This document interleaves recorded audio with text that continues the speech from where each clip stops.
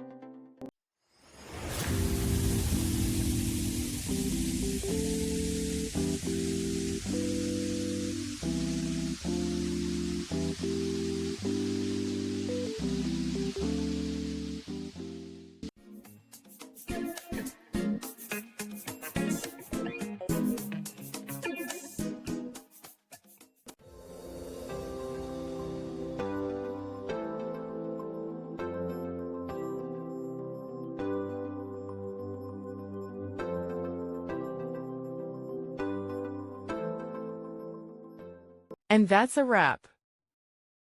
I hope you found the answer you were looking for. If you did, take a second to hit that subscribe button. It really helps out. And let me know in the comments which solution worked best for you. See you next time in the debug zone.